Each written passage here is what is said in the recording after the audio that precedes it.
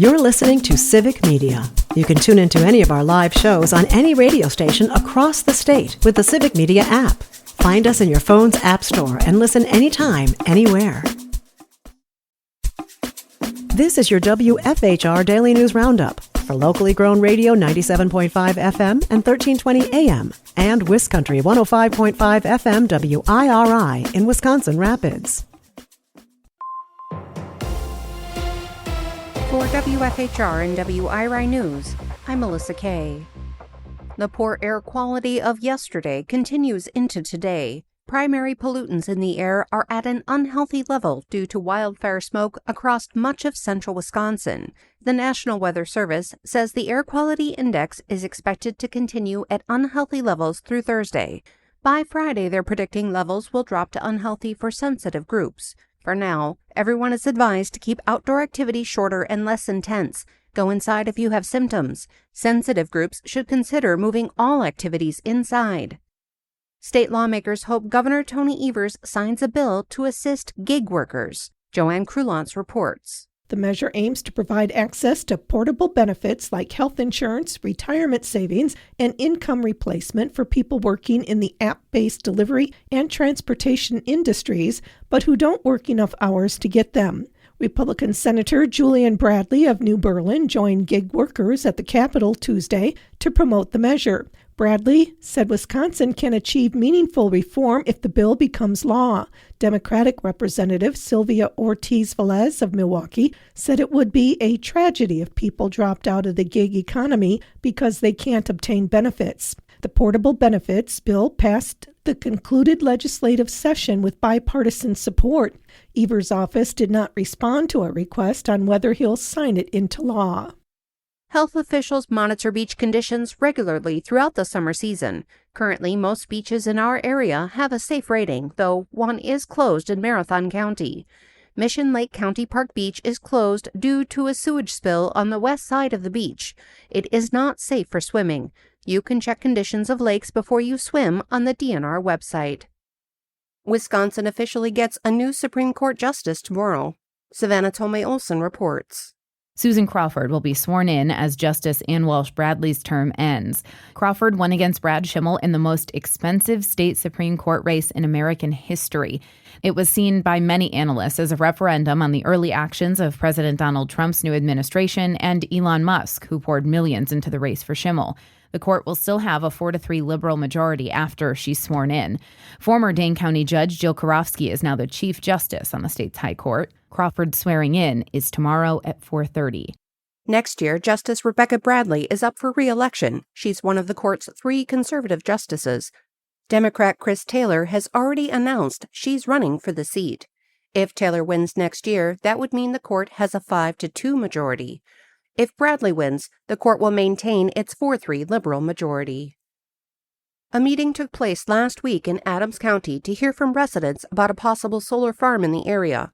Town Board Chair Carl Hasdall said the meeting was specifically for the people living near where the planned NextEra Akron solar project is projected to be built. For the residents, explaining what we know and what we don't know, and then getting their opinions. According to Hasdall, at the previous meetings run by NextEra Akron, residents were not allowed to speak, only submit written questions.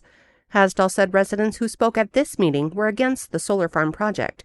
There was a representative there from NextEra Energy Resources. However, Hasdall said the meeting was for resident comments only. I told the folks, this is your meeting. You get to speak. He doesn't. The town has formed an ad hoc committee and is meeting to decide their next steps.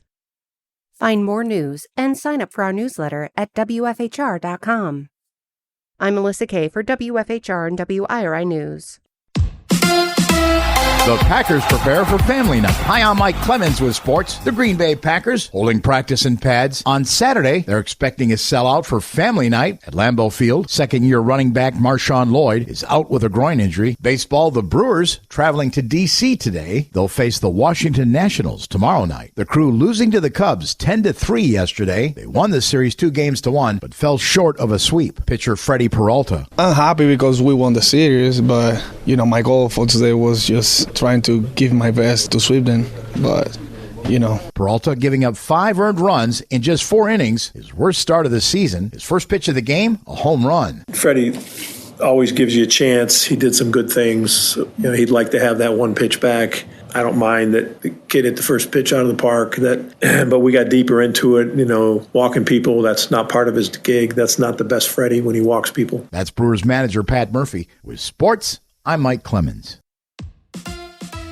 On your entertainment beat, I'm Pete Schwaba. As fun as superhero and big franchise films can be, it's refreshing when some critically acclaimed films hit the big screen, especially a comedy. The Naked Gun is the much-anticipated remake of the native Wisconsin Zucker Brothers classic. The film stars Liam Neeson and Pamela Anderson. Without having seen the movie, I'm going to go out on a limb and say that it appears for once that Liam Neeson will not kill a bunch of people who mess with his family. But if he does continue the tradition, it should be hilarious. The comedy is pulling an incredibly impressive 92% on Rotten Tomatoes.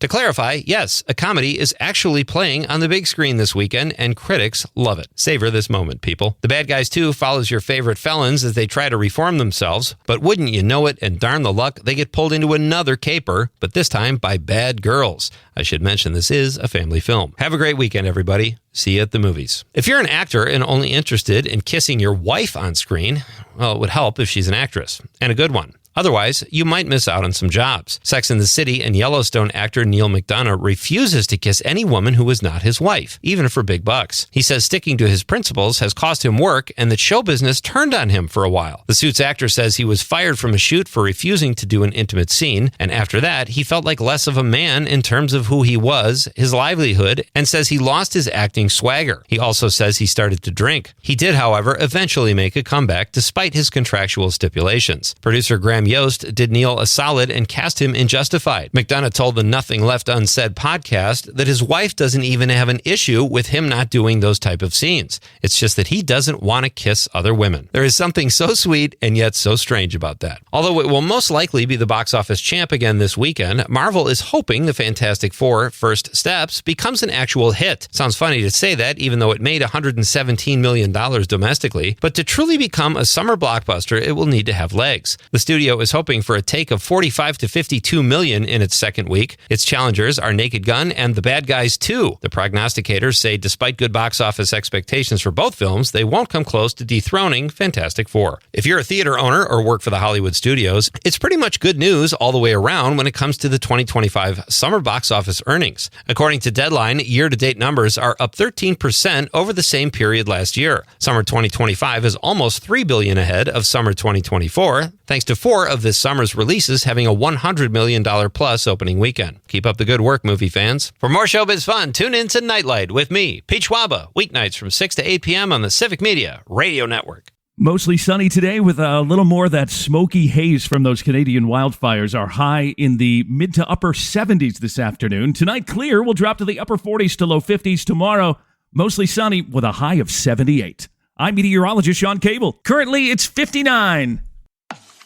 That's your WFHR and WIRI Daily News Roundup from Civic Media. Subscribe to this podcast on Spotify, Apple, or wherever you find your podcasts.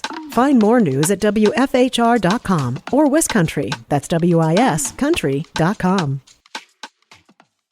The national news cycle never stops, but it can be hard to find news about your local community. Civic Media is dedicated to providing quality local and state news coverage across Wisconsin. With the Civic Media app, you can get notifications about local stories that matter to you and your community. Find the free Civic Media app in your phone's app store and choose notifications from the menu to tell us what kind of news you want to hear about.